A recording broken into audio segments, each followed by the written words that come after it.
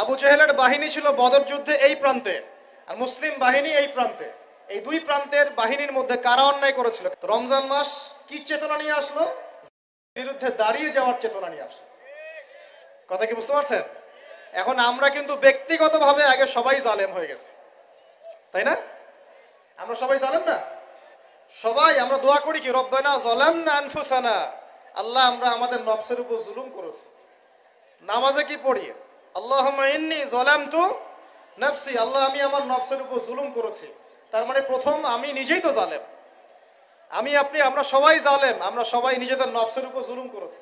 নামাজ পড়ি নাই, যাকাত দেই নাই, দান সদকা করি না, কোরআন তেলাওয়াত করি না, তাসবিহ তাহলিল করি না, পর্দা করি না, হালাল খাই না, অন্যের ক্ষতি করি, সুদ খাই, ঘুষ খাই, জেনা করি, হ্যাঁ মিথ্যা কথা বলি, গীবত করি, তহমত, কত অন্যায় পাপে লিপ্ত আছে। আমরা কি জুলুম করি নাই? তাহলে রমজান মাসের চেতনা হবে নিজের উপর আগে কাজ করা, নিজের নফসের উপর কাজ করা। নিজে যদি জালেম হয়ে থাকে, জুলুম থেকে নিজেকে বের করে নিয়ে আসে। তাহলে প্রথম শিক্ষা কি ভাই? আগে আমরা নিজের নফসের উপর দেখব আমরা কি জুলুম করেছি নিজের নফসের উপরে। রমজান জালেমের বিরুদ্ধে দাঁড়ানোর মাস, আর সর্বপ্রথম জুলুম করেছে আমি আমার নফসের উপরে। আল্লাহ আমাদেরকে নফসকে সংশোধন করার তৌফিক দান করুন। এরপর দেখব পরিবারে জুলুম আছে কিনা, পরিবারে আল্লাহ এবং রাসূলের বিধানের এগেইনস্টে আমরা কেউ চলি কিনা। যদি চলে, এখানে সংশোধন করতে হবে। রমজান মাস এই শিক্ষা দিবে। এরপর দেখব আমার সেক্টর, আমি যেখানে কাজ করি, আমার সমাজ, আমার সংগঠন, আমার অমুক, আমার তমুক, এখানে জুলুম আছে কিনা। এখানে জুলুম থাকে রমজান মাসে, এই জুলুমের এগেইনস্টে আমাকে দাঁড়াতে হবে। এভাবে আস্তে আস্তে যত বড় পর্যায়ে যাবেন, রমজান তত বড় শিক্ষা দিবে ইনশাআল্লাহ। তো রমজান কয়টা জিনিস দিয়েছে ভাই? প্রথমে তিনটা। এক, কেবলা পরিবর্তন, একটা জাতিগত উত্থান। দুই, কোরআন নাজিল হয়েছে এই মাসে। তিন, এই মাসে আবার বদর যুদ্ধ হয়েছে। তিনটা জিনিস। আর আজকে আমরা আলোচনা করব একটা জিনিস নিয়ে সংক্ষিপ্ত সময়ের মধ্যে, সেটা হলো কোরআন এবং রমাদান। একটু মনোযোগ দেন। খুব লম্বা আলোচনা করে আপনাদেরকে বিরক্ত করব না। যে কথাগুলো বলবো ইনশাআল্লাহ আমি কিন্তু সারগর্ভ কথা বলার চেষ্টা করছি ইনশাআল্লাহ। দেখুন, আমরা একটু এবার চলে যাব সূরা কদরে। কোন সূরা ভাই? আল্লাহ পাক বলেন ইন্না আনজালনাহু ফি লাইলাতিল কদর, নিঃসন্দেহে আমি কোরআনকে নাজিল করেছি কদরের রাতে। কোন রাতে? ওয়া মা আদরাকা মা লাইলাতুল কদর, হে নবী মুহাম্মদ সাল্লাল্লাহু আলাইহি ওয়াসাল্লাম, আপনি কি জানেন কদরের রাত কি? লাইলাতুল কদরি খায়রুম মিন আলফি শাহর, আল্লাহ পাক বলেন কদরের রাত হচ্ছে হাজার মাসের চাইতে উত্তম। সুবহানাল্লাহ। তানাজ্জালুল মালাইকাতু ওয়ার রূহ, এই রাতে নাজিল হয়, অবতীর্ণ হন ফেরেশতা মণ্ডলী, আসমান থেকে সমস্ত ফেরেশতারা নেমে আসেন। ওয়ার রূহু, এবং জিবরাইল আলাইহিস সালামও নেমে আসেন। তানাজ্জালুল মালাইকাতু ওয়ার রূহু ফিহা বিইذনি রাব্বিহিম মিন কুল্লি আমর, এই রাতে আল্লাহ পাক তাকদীরের ফয়সালা করেন প্রত্যেকটা বিষয়ে। সালামুন হিয়া হাত্তা মাতলাইল ফজর, এবং ফজর পর্যন্ত এই রাতে শান্তি বিরাজ করে। শান্তি, শান্তি আর শান্তি। সুবহানাল্লাহ। এই রাতে যে ইবাদত করবে, হাজার মাস ইবাদত করার নেকি পাবে ইনশাআল্লাহ। কেন এই রাতটা কেন ইম্পর্টেন্ট? একটাই কারণ, এই রাতে আল্লাহ পাক কোরআন নাজিল করেছেন। কি নাজিল করেছেন? কোরআন। এখন আসেন, একটু মনোযোগ ধরে রাখেন। আল্লাহ পাক কোরআন নাজিল করেছেন লাইলাতুল কদরে। আর লাইলাতুল কদর কোন মাসে? শাবানে, রজবে না রমজানে? আবার বলছি, আল্লাহ বলছেন আমি কোরআন নাজিল করেছি লাইলাতুল কদরে। তো লাইলাতুল কদর কি শাবানে, রজবে না রমজানে? তার মানে লাইলাতুল কদর রমজানে। রমজানের কোথায়? রমজানের শেষ দশকে।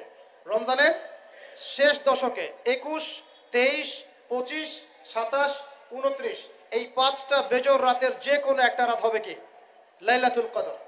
তার মানে আমরা বুঝতে পারলাম কোরআন নাজিল হয়েছে লাইলাতুল কদরে, লাইলাতুল কদর হচ্ছে রমজান মাসে, অর্থাৎ কোরআন নাজিল হয়েছে রমজান মাসে। ঠিক আল্লাহ পাক সূরা বাকারায় বলছেন শাহরু রমাদানাল্লাযী উনজিলা ফীহিল কোরআন, রমজান সেই মাস যেই মাসে শুধু কেবলাই পরিবর্তন হয়নি, শুধু বদরের যুদ্ধই করা হয়নি, রমজান মাসে কোরআনও নাজিল হয়েছে। আল্লাহু আকবার। এখন বুঝতে হবে, এবার এই জায়গায় আসেন, যখন কোরআন নাজিল হচ্ছে তখনকার পরিবেশটা কেমন?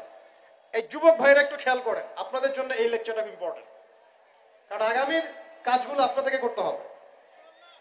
রমজান মাসে কোরআন নাজিল হয়েছে। এখন দেখবো আমরা কোরআন কোন প্রেক্ষাপটে নাজিল হয়েছে, কেন নাজিল হলো, কোরআন নাজিল হওয়ার কি প্রয়োজন ছিল বিশ্বে।